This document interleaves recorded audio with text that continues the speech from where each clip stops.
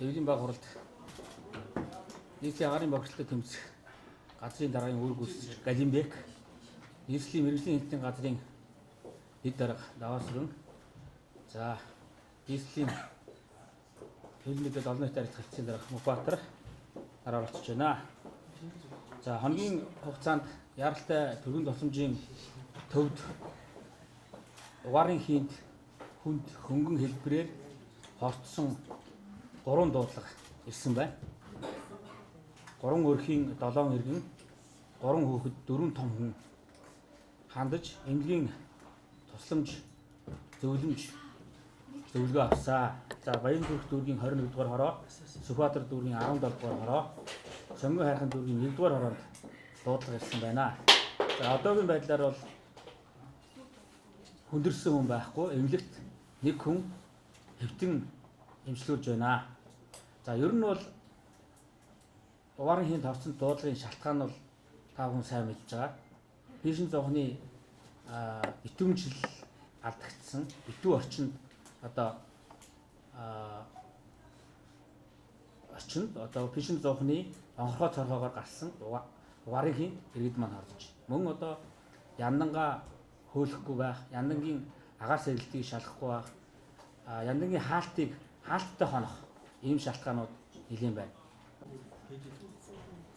Үүссэн нөхцөл байдлаас хойш өнөөдөр хүртэл яг 423 өрхийн 1018 хүн угаарын хийнд хордсон гэдэг дуудлага ирсэн. Энээс 50 эмнэлгийн тусгай зөвшөөрлөө авч одоогоор бол нэг хүн эмнэлэгт эмчилж байгаа. Нийт 1018-аас 50 хүн эмнэлэг хэвтээд нэг нь одоо 49 гараа нэг нь эмнэлэгт эмчилж байгаа. За угаарын түүхийн нүүрс түлжин гэдэг дуудлага маш ихээр хэлж байна. Нийслэлийн штаб дээр.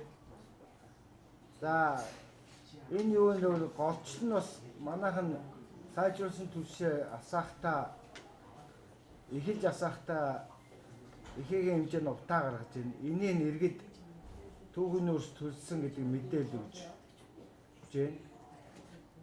За үүнээс гадна бас товчоодоор түүхийн нүүрс оруулахыг завдах.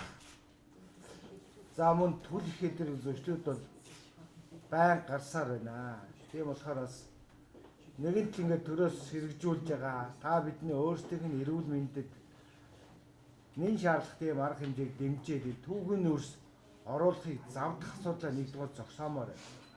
Гадаргаанаас үүдэлтэй буюу нарийн ширхэг тоосонцор өөрөөр хэлбэл PM 2.5 гэдэг үзүүлэлт маань болохоор зэрэг нодлонгийн мөн үеэс 55% бага байгаа буурсан.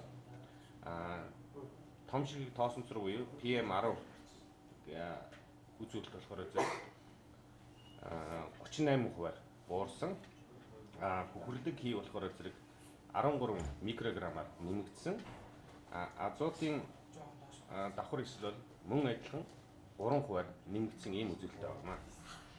Тэгэхээр одоогийн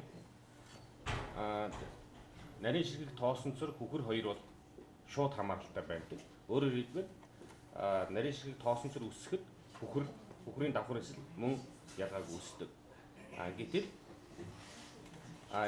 хөхрийн хэмжээ их байгаа гэсэн одоо мэдээлэлүүд байгаа. Тэрийг та бүхэнд хэлэхэд өөрөөр хэлбэл галлага хийгээгүй буюу зуны үйлрэлд болохоор зэрэг хөхрийн давхар эсэл мөн өмнөх 2018 оны төвшөнтэй харьцуулахад 2-оос 3 дахин их байна.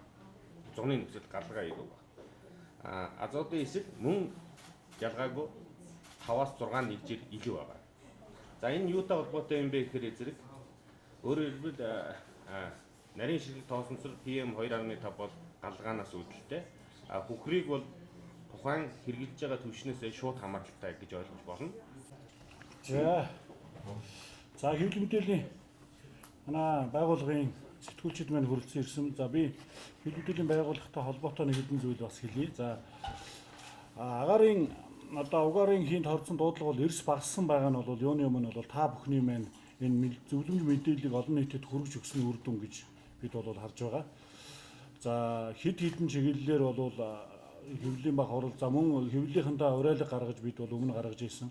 Энэ маань одоо телевизээр, сайтаар, сошиалоор олон нийтэд түгсний өөрөөр зөв галлах сайжруулсан түвшийг хэрэглэхтэй холбоотой зөвлөмж зөвлөгөө аргачлалыг бол хүргэсний үр дүн гэж бас үзэж бас олно гэж ингэж ойлгож байна. Хотын дарга бол энэ дээр нэг зүйлийг онцолж засаг даргын зөвлөлийн хурал дээр үүрэг чиглэл өгсөн байгаа. Тэр энэ юу вэ гэвэл одоо нийтийн тээвэрт явж байгаа нэг хар утаа хайж дизель автобуснууд хар утаа хайдаг, илт мэдгцгүйс агаар бохирдуулдаг. За мөн ачаа тээвэрт явж байгаа энэ чиглэлийн одоо тээврийн одоо дизель хөдөлгөөртэй машинууд за бензин ч гэсэн ялгаа байхгүй. Угаарын хий гаргаж агаар очныг бохирдуулж байгаа бол тээврийн цагдаагийн газар бол холбогдох газруудад үүрэг чиглэл өгч энийг бол хотын төвөөр явуулахгүй байх, агаар очныг бохирдуулахгүй байх ийм чиглэлийг өгсөн. За тэгээд нийслэлийн мэдээ пэйж хуудсан дээр бол энэ чиглэлийн мэдээллийг бид бас авах бэлэн байгаа. За энийг энэ дашрамд хэлээ. Өөрөөр хэлбэл илтэд одоо утаа хайсан ийм автомашин замын хөдөлгөөнд оролцож байгаа юм бол та бүхэн бас манад мэдээлэл ирүүлээрэ бид холбогдох газар нь уламжилж унаа гэж ингэж хэлж байгаа. За гурав дахь нэг зүйл нь бол одоо за та бол харьцангуй багасчлаа. За энэтэй холбоотойгоор тун удахгүй хотын даргаас бас аян зарлаад олон нийтэд хүргээд явахаа бид төлөвлөж байна. За энэ маань юу вэ гэхээр хотын соёлд одоо иргэн бүрийн оролцоо чухал байна. Өөрөөр хэлбэл одоо бол бид нар энэ тэнд одоо нус царай ил задгаа хайдаг тийм ээ. Энэ нь өөрөө хүмүүсийн гутлын болонд наалдаад халдвар төвчний хөндөс болдог. За ил задгаа бие засдаг. Зөрчлийн хуулинд бол бүр тодорхой заасан ийм одоо зөрчлүүд байж байгаа юм л. Энэ нь бол өөрөө.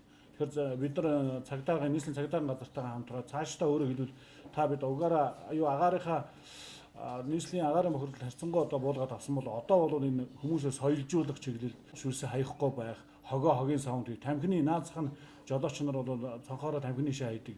Энэ бүх байдлуудад хууль заасан арга хэмжээ авч одоо торгуул ногдуулах ийм бол нөхцөл нь байж байгаа учраас энэ дээр бас ажиллая гэсэн юм байна. Тэгэхээр бүгдээрээ одоо агаарын бохирдлыг бууруулахад ажилласан шигээ одоо хотоо соёлтой болгох үйлсэд гар бие оролцоод итгэл сэтгэл нэгтгэхэд ажиллацгаая гэж бас хэлэх байгаамаа.